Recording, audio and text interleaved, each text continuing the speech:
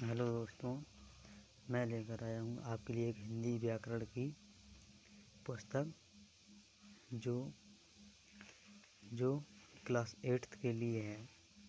यह व्याकरण वाटिका के नाम से है, जिसके जिसके लेखक हैं श्री सुशील कुमार सिंघल। यह कक्षा 8 के विद्यार्थियों एवं उससे ऊपर के लिए है। नमन पब्लिशिंग इंडिया। और आज हम इसमें सबसे पहला चैप्टर मैं कुछ इसमें लिखा है कहाँ क्या। यहाँ पर कुछ व्याकरण के कुछ सीक्वेंस वाइज कुछ चैप्टर दिए हुए हैं, जिसमें करीब 21 यानी कि 21 चैप्टर हैं, जिसमें निबंध, भाषा, प्रयुक्ति, पत्रलेखन, अपठित गद्यांश, मुहावरे एवं लोकोक्तियाँ एवं विराम चिन्ह आदि हैं, जिसमें वाक्य पदबंध, अविकारी शब्द, काल और वाच्य, क्रिया, विशेषण, सर्वनाम, कारक, वचन, लिंग, संज्ञा, संधि, शब्द रचना, शब्द विचार, वर्तनी अशुद्धियाँ और वर्ण विचार। इसमें ये टॉपिक दिए गए हैं, जिसमें कम से कम 21 चैप्टर हैं, जिसे हम चैप्टर वाइज देखेंगे। जिसमें आज हमारा पहला जो चैप्टर है वर्ण विचार, जिसे हम जानेंगे और समझेंगे। तो देखते हैं फिर। फर्स्ट डे है, जिसमें हम हिंदी के व्याकरण में जिसे हम वर्ण विचार को जिसे हम फोनोलॉजी कहते हैं, यह ग्रामर का सबसे पहला चैप्टर है, जिसे हम आपको इसकी सबसे छोटी इकाई, जिसे भाषा की सबसे छोटी इकाई वर्ण कहा गया है, उसके बारे में हम जानेंगे। इसकी एक परिभाषा भी है, जिसे हम समझाते हैं। वर्ण भाषा की सबसे छोटी इकाई है। दोस्तों, यह क्वेश्चन काफ़ी बार टेट के एग्ज़ाम में पूछा गया है। यह SI काफ़ी जगह पूछा गया है। हम ये व्याकरण को एक अच्छे से डीपली एवं क्रमवार पढ़ेंगे। कुछ वीडियो हम टॉपिक वार डालते रहेंगे रोज के रोज। लिखा है वर्ण भाषा की सबसे छोटी इकाई है। ज़्यादातर इसी तरीके से यही परिभाषा सभी में आती, हमने भी कई बार देखा है।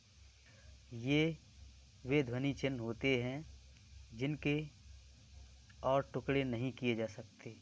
कहा गया है वर्ण यानी कि अक्षर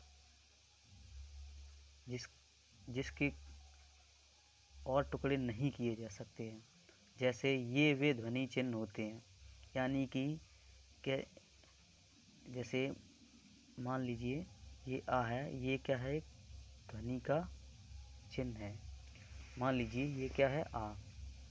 ये आ क्या है, एक मिनट मैं फिर से समझाता हूँ। मान लीजिए ये क्या है, आ, यानी कि ये आ जो है, ये क्या है, एक ध्वनि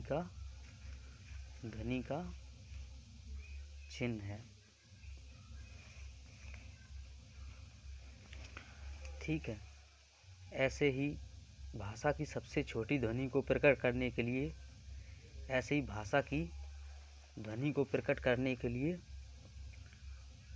कुछ वर्ण या चिन्ह दिए गए हैं। जैसे आ है, ई है, का है, गा है, चा है, ETC जो भी और सारे हैं। सभी भाषाओं में अनेक वर्णों का प्रयोग होता है, यानी जितनी भी भाषाएं उनमें अनेक वर्णों का प्रयोग होता है। जैसे अंग्रेजी है तो उसमें A से Z तक जो भी मतलब हैं और वैसे ही हिंदी के व्याकरण में आ से लेकर ज्ञ तक वर्ण दिए गए हैं। ठीक है, इन वर्णों के प्रयोग से ही शब्द और शब्दों से वाक्यों का निर्माण होता है। कहा गया है कि व्याकरण में सभी भाषाओं में अनेक वर्णों का प्रयोग होता है, वैसे ही हमारी हिंदी के व्याकरण में इन वर्णों के प्रयोग से ही शब्द यानी कि ये शब्द और शब्दों से यानी कि जो शब्दों से मिलकर यानी कि वर्णों से वर्ण से बना शब्द और शब्दों से बना वाक्य और वाक्यों से क्या बना हमारा एक गद्यांश का निर्माण हुआ। इसीलिए इन वर्णों के प्रयोग से ही शब्द और शब्दों से वाक्यों का निर्माण होता है। इस प्रकार हम कह सकते हैं भाषा के सभी वर्णों के समूह को वर्णमाला कहते हैं। यानी कि वर्णों का जो हमारा ये जो चिन्ह है, जैसे हमारा आ है, ई है, इसे हम व्यवस्थित क्रम में रखें। आ है, ई है, ऊ है, ETC जो भी है आदि जो भी हैं, इसके हम व्यवस्थित क्रम को ही वर्णमाला कहते हैं। अच्छा देखते हैं, हिंदी में वर्णमाला में 48 वर्ण होते हैं जो इस प्रकार हैं। देख लीजिए, जो इस प्रकार हैं। आ है, बड़ा आ है, छोटी ई है, बड़ी ई है, छोटा ऊ है, बड़ा ऊ है और ऋ है। ए है, ऐ है, ऊ है, औ है, अंग है और आहा है। यानी कि ये हमारे हा तक दिए गए हैं इसमें। और जो छा और त्रा और ज्ञा है, ये हमारे संयुक्त व्यंजन है, जिसे हम आगे और भी जिनके बारे में हम जानेंगे। ठीक है, वर्णों के भेद। अब कहा गया कि वर्णों के भेद, तो देखिए वर्णों के भेद 2 होते हैं। हिंदी वर्णमाला में 3 प्रकार के वर्ण होते हैं। सॉरी, मैं बता नहीं पाया। हिंदी वर्णमाला में 3 प्रकार के वर्ण होते हैं: स्वर, व्यंजन और अयोगवाह। स्वर उन्हें कहते हैं, स्वर आ से लेकर औ तक स्वर हैं। और व्यंजन जो है का से लेकर हा तक व्यंजन है। और अंग और आहा ये दोनों क्या हैं? ये दोनों हैं हमारे अयोगवाह। जो यहाँ पर बताया गया अयोगवाह, ये दोनों हमारे क्या हैं? ये दोनों हमारे अयोगवाह हैं। अब कहा गया है, जिन वर्णों का उच्चारण करते समय वायु बिना रुकावट के मुंह से बाहर आती है उन, यहाँ पर हम स्वर पढ़ रहे हैं, ये लिखा है स्वर। यहाँ पर हम स्वर के बारे में जानेंगे। हमने बताया कि वर्ण कितने प्रकार, वर्ण 3 प्रकार के होते हैं। कौन कौन से? स्वर, व्यंजन, अयोगवाह। हम सबसे पहले स्वर के बारे में जानेंगे। लिखा है, जिन वर्णों का उच्चारण करते समय वायु बिना रुकावट के मुंह से बाहर आती है उन्हें स्वर कहते हैं। क्या कहा? जिन वर्णों की, यानी कि जो हम बोलते हैं हमारी भाषा के द्वारा, जो बिना बोला गया, जो भी बिना हमारी ध्वनि जो बिना रुकावट के हमारी जो ध्वनि से बोलने वाली जो भी वायु निकलती है वो बिना रुकावट के मुंह से बाहर निकलती है, उसे हम क्या कहते हैं? स्वर कहते हैं। इनका उच्चारण स्वतंत्र रूप से होता है, जिसमें कोई हमारी जो भाषा होती है, जैसे सा, इसमें क्या है? हमारी जीभ थोड़ी, जो हवा जीभ से निकल रही है वो क्या है? हमारी रुक रुक के आ रही है। अब ऐसे ही हमारा आ, तो आ से हमारा मुंह जो फैल रहा है उसमें कोई रुकावट नहीं हो रही है, हवा एकदम सारी की सारी, जैसे हम बोल रहे हैं ई, तो हमारे मुंह से सारी आवाज़ कैसी निकल रही है? बाहर, पूर्ण रूप से, स्वतंत्र रूप से। इसीलिए देखते हैं, इनका उच्चारण स्वतंत्र रूप से होता है हिंदी वर्णमाला में। अब इसका हिंदी वर्णमाला में स्वरों की संख्या कितनी होती है? 11। कौन कौन सी? अ आ, इ ई, उ ऊ, ऋ, ए ऐ, ओ औ। और 2 हमारी क्या है? वो अयोगवाह। उन्हें हम यहाँ जोड़ते नहीं हैं, इसीलिए हमें और वो 11 जो हैं ये हमारे क्या हैं, स्वर हैं। वो हमारे 2 अयोगवा है, अंग है और आहा है। हाँ, यहाँ पर हमारे कुछ शिक्षण बिंदु दिए गए, इनके बारे में हम जानते हैं। हिंदी भाषा में उपर्युक्त 11 स्वरों के अतिरिक्त अंग्रेजी शब्द आओ का प्रयोग भी होने लगा है। जो हम जैसे लॉ पढ़ते हैं ना, जैसे हम लॉ पढ़ते हैं, जैसे लॉ, इसमें हम लगाते हैं क्या, आओ।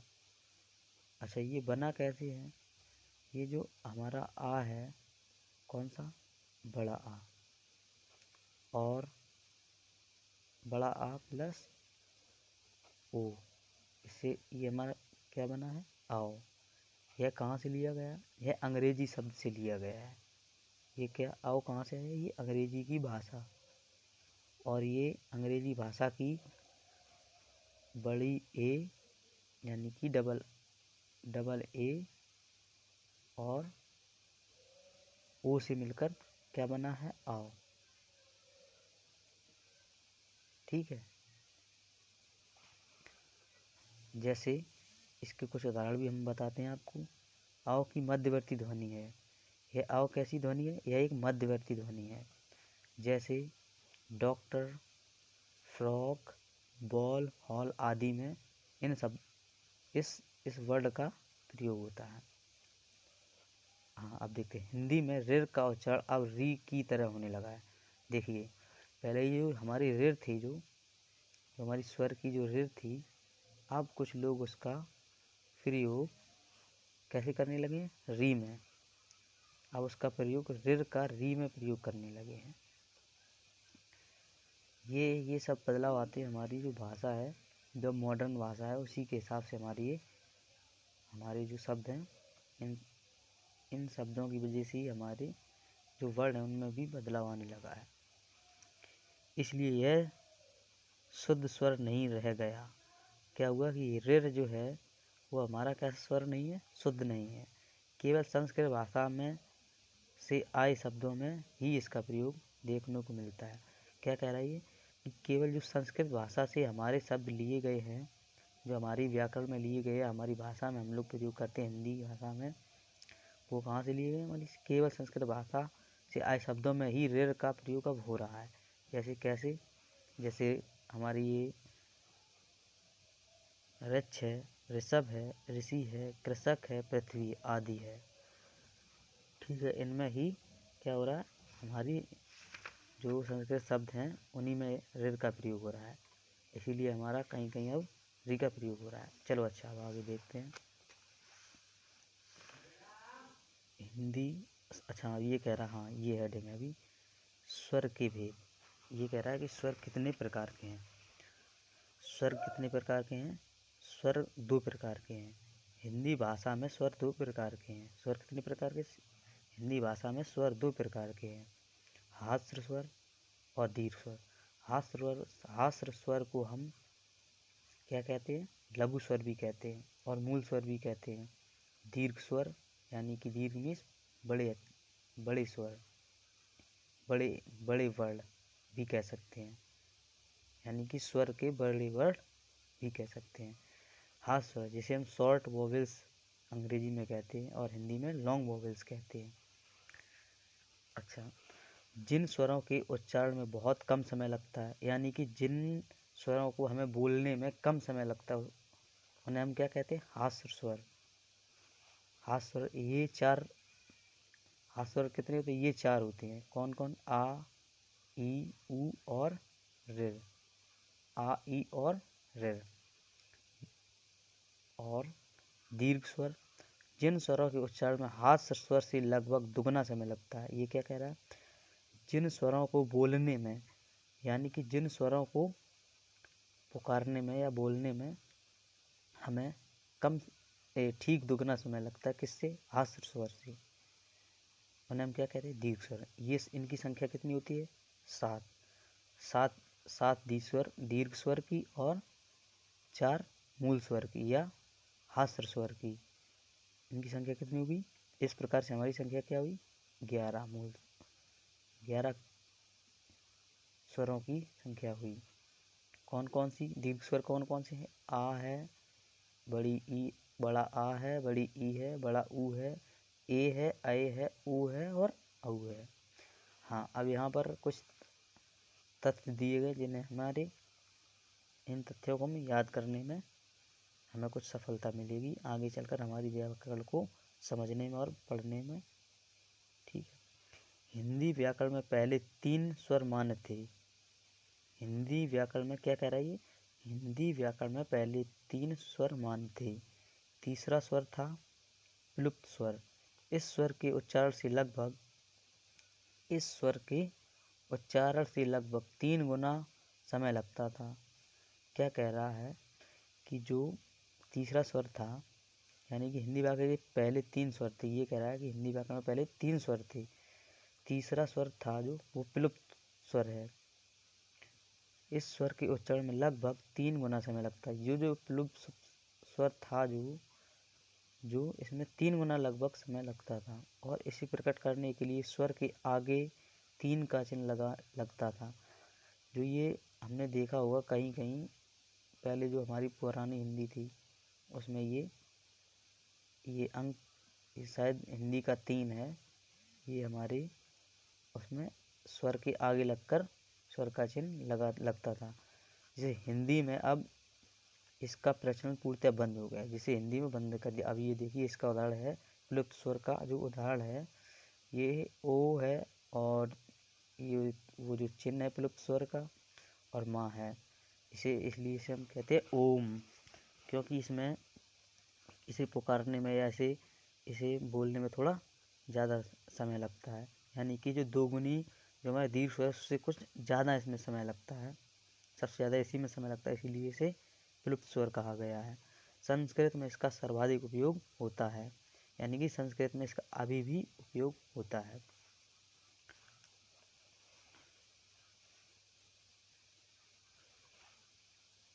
अच्छा, देखते हैं मात्रा और चिन्ह, यानी कि मात्रा चिन्ह, यानी कि जो हमारी जो स्वर और जो हमारे स्वर हैं जो उनकी कुछ मात्राएं दी गई हैं। जब स्वरों का प्रयोग व्यंजनों के साथ मिलाकर किया जाता है तो उनका स्वरूप बदल जाता है। क्या कह रहा है ये? जब स्वरों का प्रयोग, यानी कि जो हमारे व्यंजन हैं, यानी कि हम कुछ अभी व्यंजन के बारे में और भी आगे बढ़ेंगे। हमारे व्यंजन होते 33 और 33 मूल व्यंजन जो होते हैं 33 और जो स्वर होते हैं वो हमारे मूल होते हैं 11। ठीक है, जब हाँ ये भी क्वेश्चन आ जाता है कभी कभी कि हमारी स्वरों की संख्या कितनी और व्यंजनों की संख्या कितनी है, और सारे व्यंजनों की संख्या कितनी है, तो वो कितनी है 52। ठीक है, जब स्वरों का प्रयोग व्यंजन के साथ मिलाकर किया जाता है तो उनका स्वरूप कैसा हो जाता है? बदल जाता है। यानी कि स्वरों का बदलता हुआ, क्या लिखा है? स्वरों का बदला हुआ यह स्वरूप ही मात्रा कहलाता है। यानी कि जो जब स्वरों का प्रयोग व्यंजनों के साथ मिलकर किया जाता है, ये मात्राएं इसलिए बनाएंगे ताकि हमें लिखने में और पढ़ने में और समझने में ज़्यादा परेशानी ना हो। ठीक है, यानी कि अगर हम सभी शब्दों को सभी वर्णों को एक साथ लिखेंगे तो हमारा शब्द जो है वो कुछ ज़्यादा ही बड़ा हो जाए, उसीलिए ये मात्राओं का प्रयोग किया गया है। ठीक है, देखते हैं आगे क्या लिखा था। जब स्वरों का प्रयोग व्यंजनों के साथ मिलाकर किया जाता है तो उनका स्वरूप बदल जाता है। ये क्या कह रहा है? जब स्वरों का प्रयोग व्यंजनों के साथ, यानी कि जो व्यंजन हमारे का, खा, गा इनके साथ किया जाता है तो इनका स्वरूप क्या है? बदल जाता है। स्वरों का बदला हुआ ही स्वरूप ही मात्रा कहलाती है। यानी कि स्वर जो हमारे स्वर क्या है? आ है, ई, ऊ, जो भी हैं अंग औ तक, वो उनका स्वरूप कैसा है? बदल जाता है। वही बदला हुआ स्वरूप क्या कहलाता है? मात्रा। क्या कहलाती? मात्रा है, जिसे हम कहते हैं छोटा आ का मात्रा, बड़ी की मात्रा, जो भी है, शायद बचपन में आप लोगों ने पढ़ा भी होगा।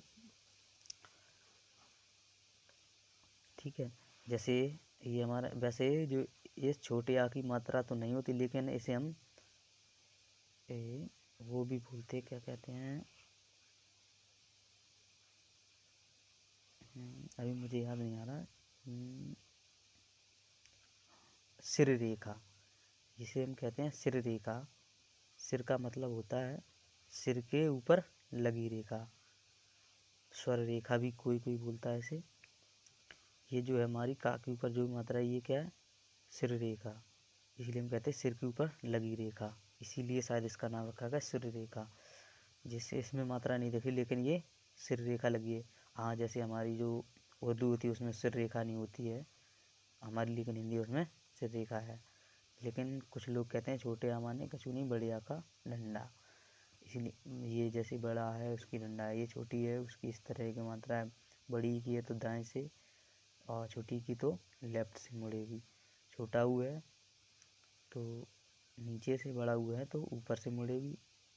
ऋ है तो दाएं की ओर जाएगी। ए है तो एक मात्रा, आई है तो डबल मात्रा, ओ है तो एक मात्रा, औ है तो डबल मात्रा। ऐसे ही कुछ इसके उदाहरण भी दिए गए हैं, देखना।